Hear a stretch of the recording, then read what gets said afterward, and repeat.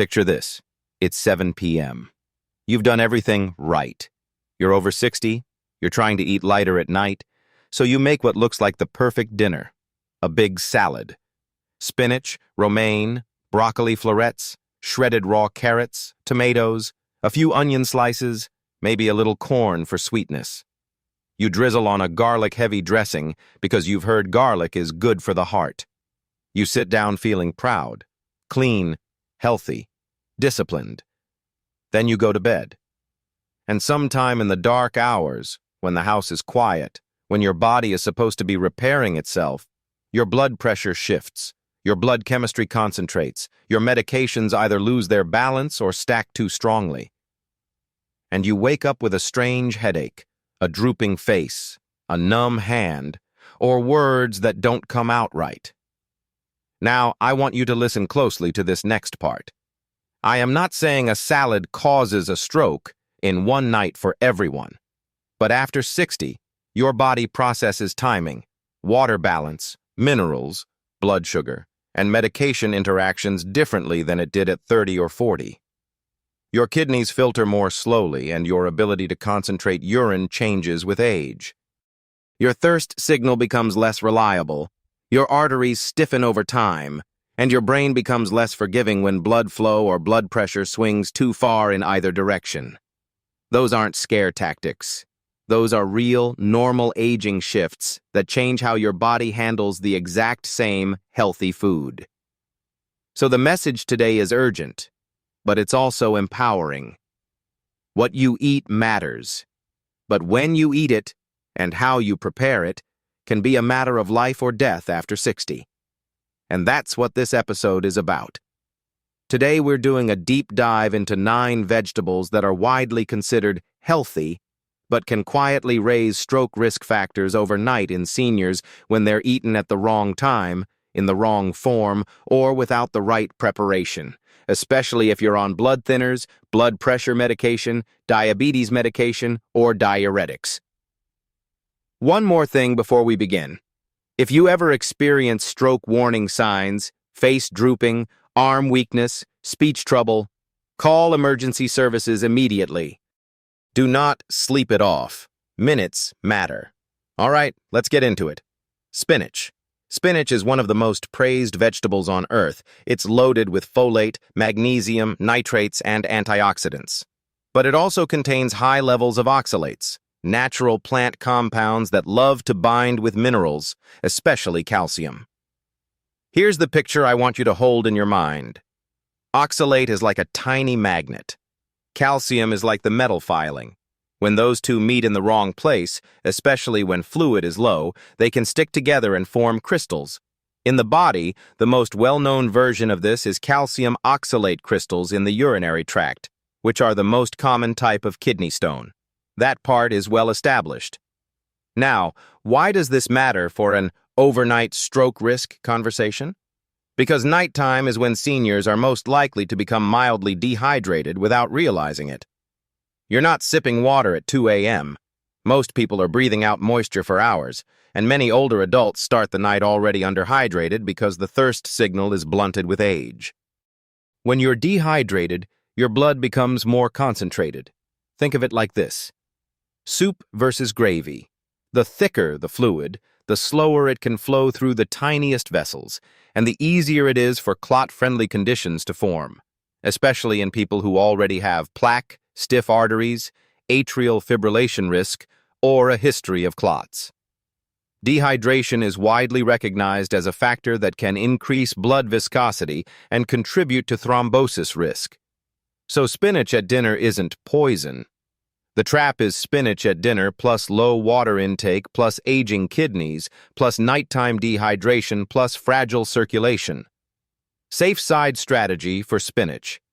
If you love spinach, don't fear it. Re-time it. Have spinach at breakfast or lunch when you're upright, drinking fluids, and your kidneys have the daytime hours to process minerals. And here's a powerful pairing tip. If you eat spinach, include a calcium source in the same meal, like yogurt, milk, or calcium-set tofu, because calcium in the gut can bind some oxalate there, which may reduce how much reaches the kidneys. The goal is not never spinach. The goal is spinach earlier, spinach balanced. Next, broccoli. Broccoli is famous for fiber, sulforaphane, and cancer-protective compounds. But broccoli is also a vitamin K powerhouse. And if you're on warfarin, also known as Coumadin, vitamin K is not just a vitamin. It's part of the control system of your medication. Warfarin works by interfering with vitamin K's role in making clotting factors. That means large swings in vitamin K intake can swing your INR, your blood's clotting tendency, off target. Eat a lot of vitamin K suddenly, and warfarin may not thin as effectively. Eat far less than usual, and the medication effect can become too strong, increasing bleeding risk. This is why hospitals and medical centers often teach patients on warfarin to keep vitamin K intake consistent, not eliminated. Now I need to be crystal clear here. This is primarily a warfarin issue. People often lump other blood thinners into this, but medications like clopidogrel, Plavix, work differently. Vitamin K doesn't cancel Plavix the way it can interfere with warfarin's mechanism. Still, if you're on any anti-clot medication, the bigger lesson is the same.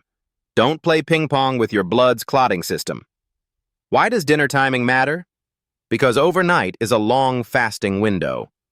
If your blood is trending too thick during the night because your warfarin balance shifted from a high vitamin K dinner, that's when clots are more likely to form quietly, especially if you're also dehydrated or you have existing vessel narrowing. Safe side strategy for broccoli.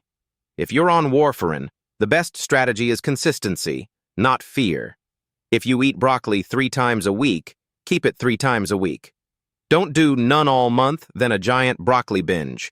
And avoid making dinner the one meal where you suddenly double your vitamin K.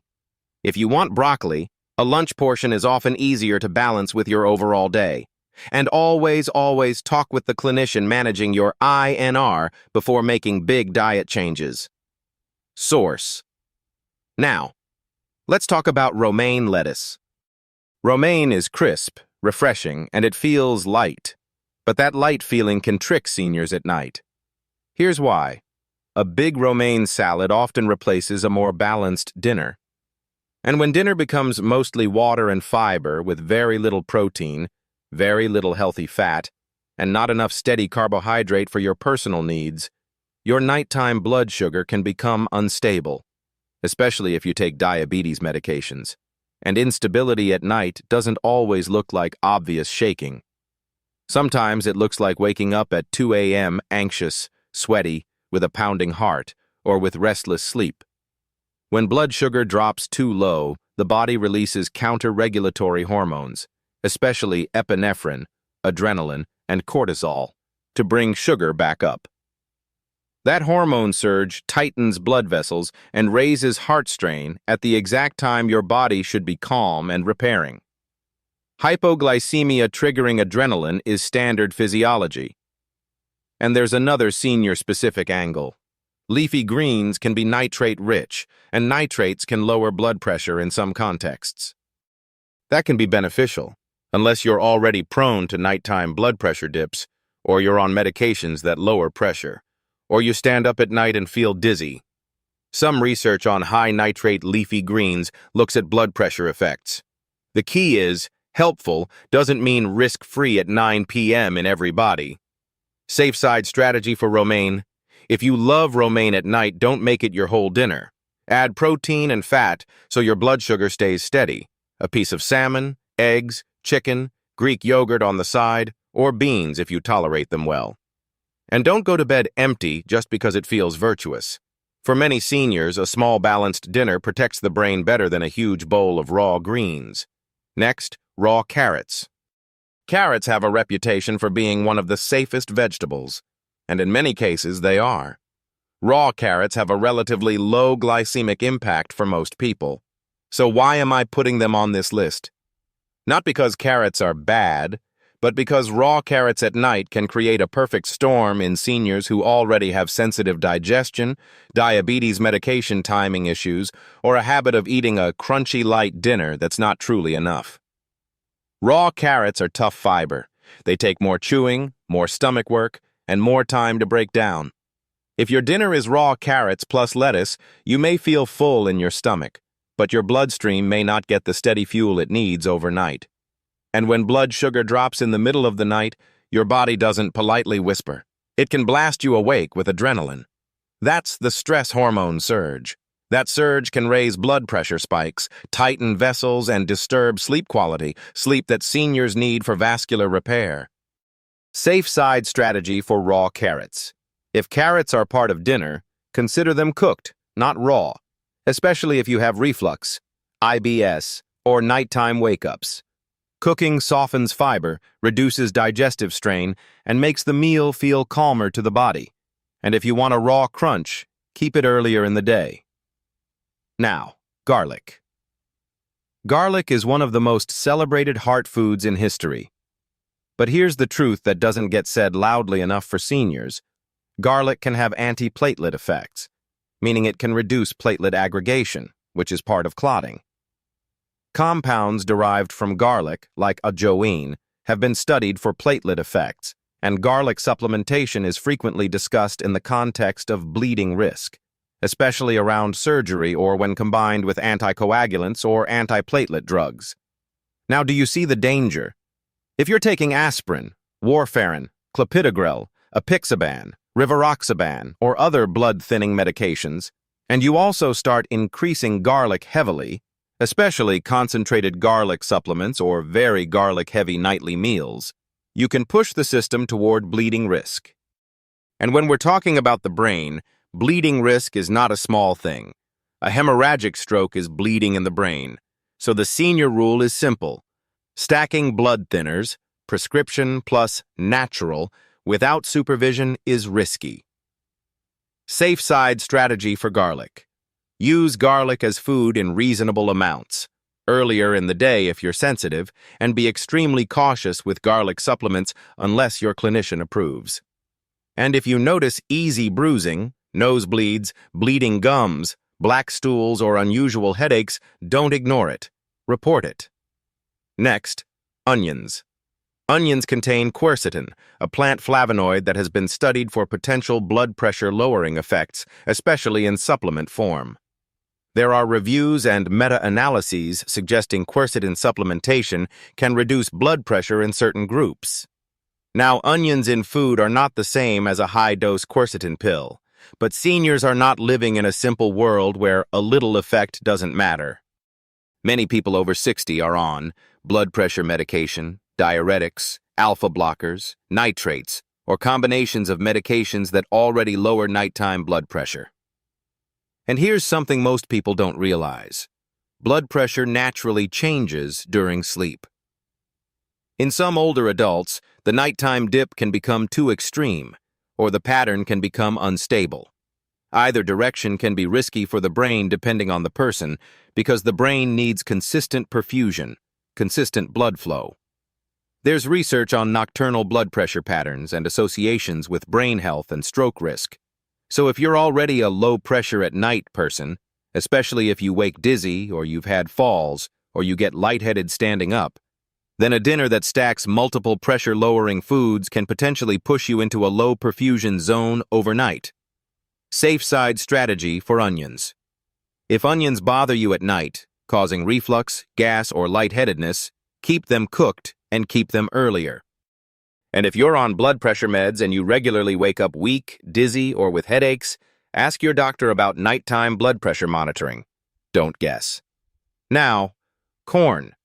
Corn is where many seniors get fooled because it's sold as a vegetable, but metabolically it behaves more like a starchy carbohydrate. And at night, starch can become trouble for older bodies.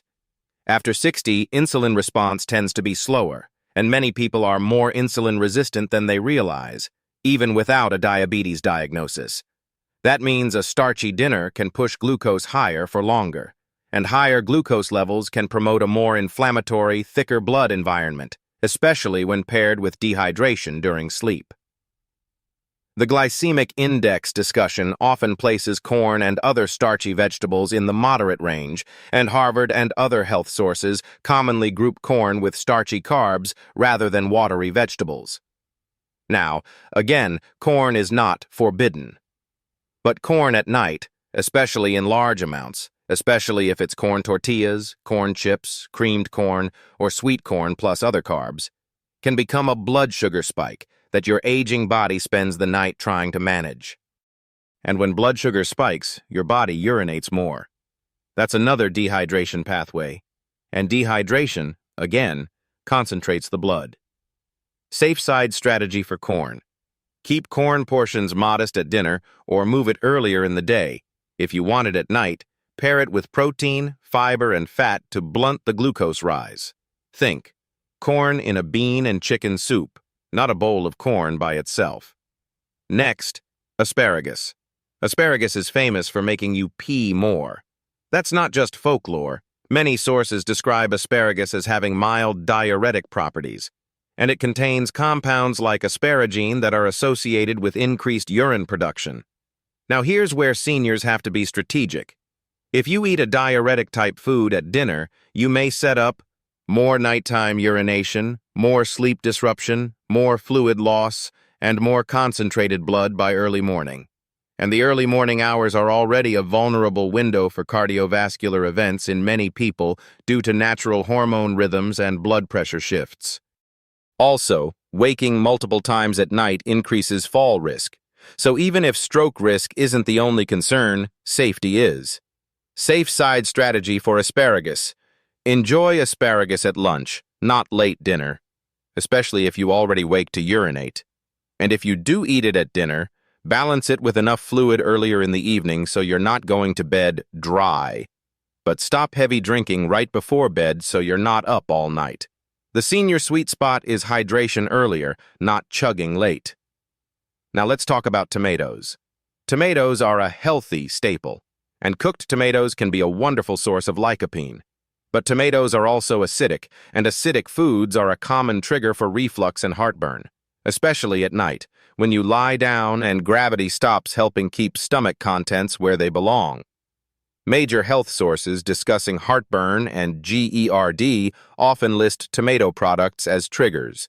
Now you might be thinking, okay, reflux is annoying, but what does that have to do with stroke? Add two senior-specific connections. First, bad sleep affects blood pressure stability, it affects inflammation, it affects glucose control. Sleep disruption isn't just tired, it's vascular strain over time. Second, reflux episodes can trigger stress responses, micro-awakenings, adrenaline surges, and shallow breathing. Over months and years, that adds up. And there's also the nightshade conversation. Tomatoes are part of the nightshade family, and while most people tolerate nightshades just fine, a subset of people report inflammation or sensitivity. The mainstream science is mixed, but what matters clinically is this.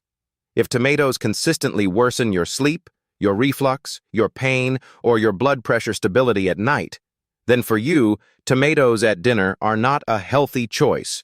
They're a sleep disruptor. Safe side strategy for tomatoes.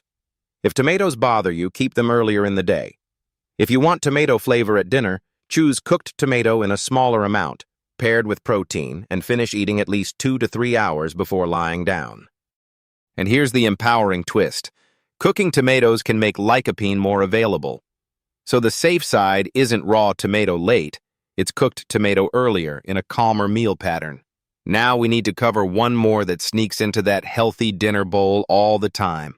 Onions we did, garlic we did, but I haven't spoken directly about the combined effect of these vegetables. Because here's the senior body science that ties everything together.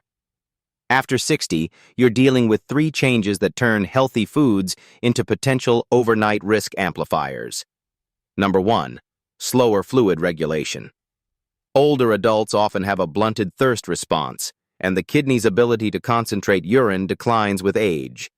That means you can become dehydrated more easily, and you may not feel thirsty enough to correct it.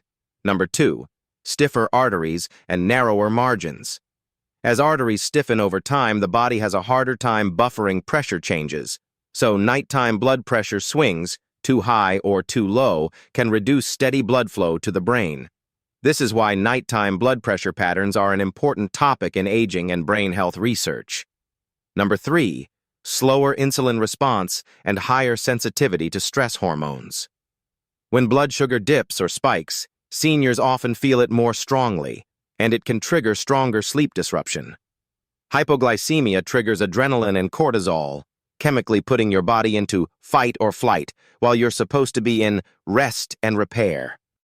Now let's bring in the last vegetable on the list that often completes the healthy bowl and creates a hidden nighttime trap.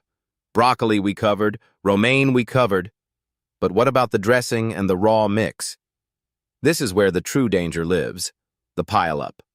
A dinner salad often stacks: leafy greens, vitamin K plus nitrates, garlic, anti-platelet effect, onions, quercetin, tomatoes, acid plus reflux, corn, starch, and a low-protein pattern that sets up a 2 a.m. adrenaline surge. One item might be fine. The stack is what hits seniors overnight. So now let me give you the Senior Meal Coach Safe Side system. Simple, practical fixes you can actually use starting tonight. For spinach, morning or midday, not late. Pair with calcium-containing foods. Hydrate earlier. For broccoli, if you're on warfarin, keep vitamin K consistent. Don't change your intake suddenly. If you're not on warfarin, broccoli is usually fine. Just don't make dinner the biggest dose if you're monitoring medications. For romaine, don't let it become a protein-free dinner. Add steady fuel.